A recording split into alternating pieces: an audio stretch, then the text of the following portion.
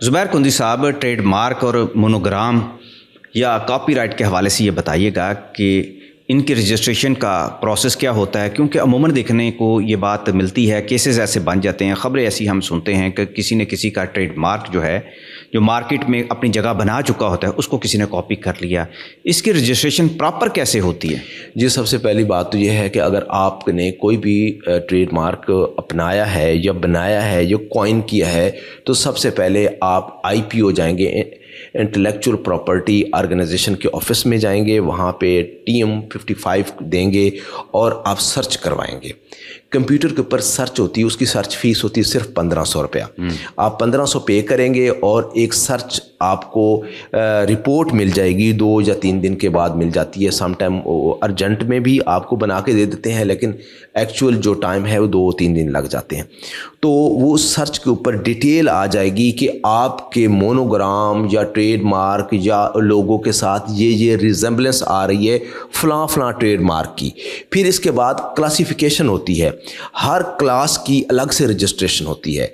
जैसे कोई eatable products हैं, जो कमोडिटीज़ हैं, या मतलब इस तरह की डिफरेंट हैं, उनकी कॉस्मेटिक्स की अलग से क्लास है।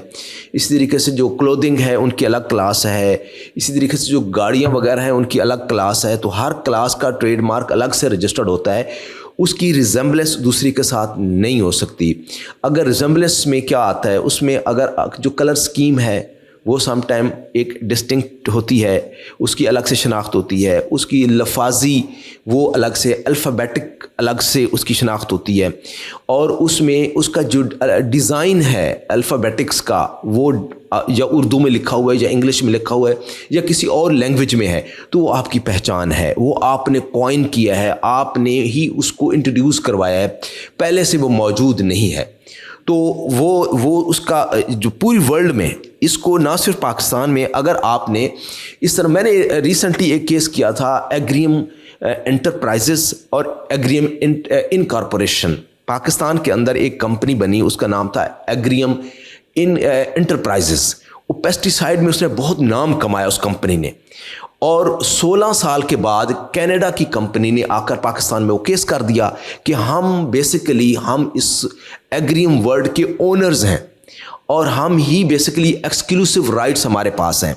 तो पाकिस्तान के अंदर ये एग्रीम का लफ्ज़ इस्तेमाल नहीं कर सकते। उसके साथ तो लफ्ज़ को मिला सकते हैं ना? जी, मैं उसमें वही अर्ज़ कर रहा हूँ कि एग्रीम उनकी पहचान थी। अब वो केस बड़ा इंटरेस्टिंग था, कई साल वो केस चला और हाई कोर्ट तक अल्हम्दुलिल्लाह हमने बहरहाल वो केस जीत लिया। उसकी कई उसमें वजूहात थी। पहली बात तो ये थी कि पाकिस्तान के अंदर उनका फुट प्रिंट नहीं था। दूसरी बात ये कि वो डिस्क्लेमर में फॉल करते थे।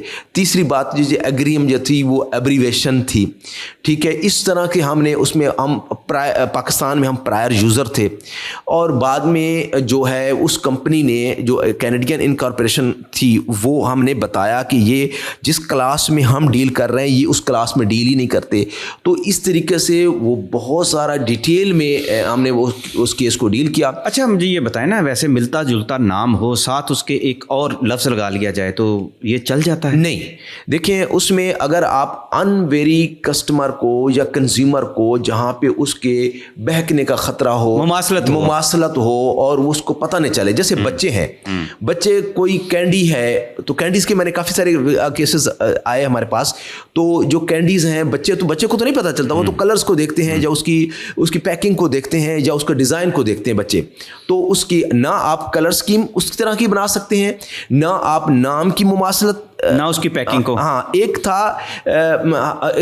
केस था हमारे पास, उसमें कैंडी मैन, ठीक है, एक कैंडी था और एक कैंडी मैन उन्होंने कर दिया और उसको कार्टून बना दिया और इस तरह डिफरेंट कर दिया, लेकिन उनमें मुमासलत थी, तो बाद कोर्ट ने मना कर दिया। अच्छा, कई दफ़ा तो ऐसा होता है कि बॉटल जो होती है वो किसी मेडिसिन की हो या मशरूब की हो, बॉटल के ढक्कन की भी कहते हैं कि वो रजिस्ट्रेशन करवाती हैं कंपनियां। देखें, कुछ चीज़ें होती हैं जो ओपन होती हैं, कॉमन यूज़ में होती हैं। जैसे बोतल का डिज़ाइन है वो रजिस्टर्ड नहीं है, वो पेटेंटली उसका कोई रजिस्ट्रेशन नहीं करवाते हैं लोग उसको। करवाते हैं, डेफिनेटली करवाते हैं, लेकिन वो कॉमन यूज़ के लिए होता है। एक बोतल का जो बज़ाहिर शनाख्त है वो तो एक मतलब वो कॉमन यूज़ के लिए, अगर उसके अंदर डिज़ाइन बना दें खुद से, उसके अंदर कोई फर्दर आप इनकार कर देते हैं, अपना नाम इनकार कर देते हैं, जो اس کی چینجز کر رہے ہیں تو وہ ڈیفینیٹلی وہ آپ کی انٹلیکچوئل پراپرٹی کا اچھا یہ بتائیں, آپ نے بڑی خوبصورت بات بتائی کہ ٹریڈ مارک وغیرہ یہ رجسٹریشن وغیرہ کروانی کتنا کا خرچہ ہو جاتا ہے؟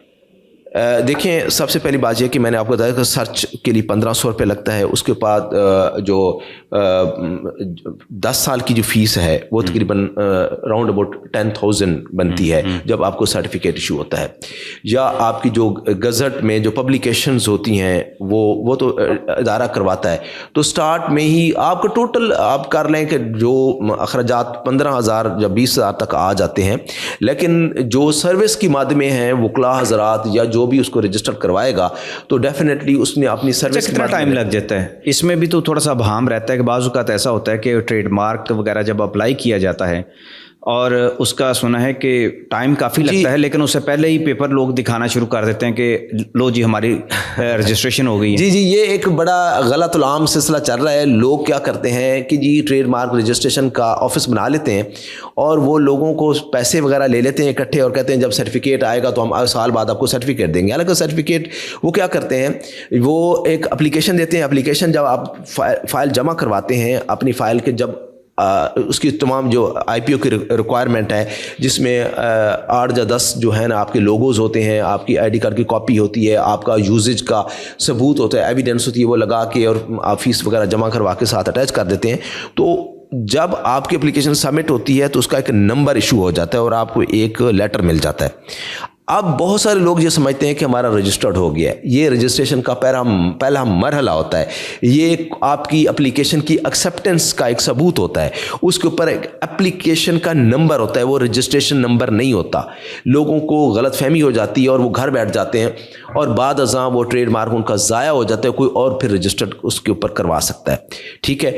اب کیا ہوتا ہے کہ جب آپ کا ٹریڈ مارک کا جو پروسیس میں جب یہ آپ کی اپلیکیشن جاتی ہے تو گزٹ میں جرنل میں آپ کا جو پبلیکیشنز ہوتی ہے تو آپ کے دوسرے جو اسی طرح سے جو اگر کوئی سمجھتے ہیں کہ ہماری انفرنجمنٹ ہوئی ہے, اس ٹریڈ مارک کو رجسٹر نہیں ہونا چاہیے, ہمیں یہ نقصان ہو سکتا ہے, یا ہمارے ٹریڈ مارک کی یا ان کے ٹریڈ مارک کی آپس میں ریزمبلنس ہے, تو اس حوالے سے وہ آبجیکشن فائل کرتے ہیں ٹریڈ مارک آرگنائزیشن کے سامنے. تو وہ وہاں پہ باقاعدہ آپ کی آبجیکشن, دونوں پارٹیز کے آبجیکشن لیے جاتے ہیں, پھر اس کے اوپر فیصلہ دیا جاتا ہے ایکسیپٹنس یا ریجیکشن کے بارے میں. ٹھیک ہے. اگر وہ اس کا ڈسکلیمر ہوگا تو اس کو ڈسکلیمر کا بینیفٹ ملے گا. تو یہ ایک پروسیس ہے. ادروائز تو وہ 2 منتھس آپ کے پاس ہوتے ہیں آبجیکشن. جب کوئی ٹریڈ مارک جرنل میں چھپتا ہے تو آپ کا 2 منتھس کا ٹائم ہوتا ہے. 2 منتھس کے اندر آپ نے آبجیکشن فائل کرنے. تو اگر 2 منتھس کا ٹائم آپ گزار دیتے ہیں اور وہ آبجیکشن کا مرحلہ گزر کے آپ وہ سرٹیفکیٹ ایشو ہو جاتا ہے تو پھر بعد ازاں کمپلیکیشن پیدا ہوتی ہے. بہت بہت شکریہ جناب.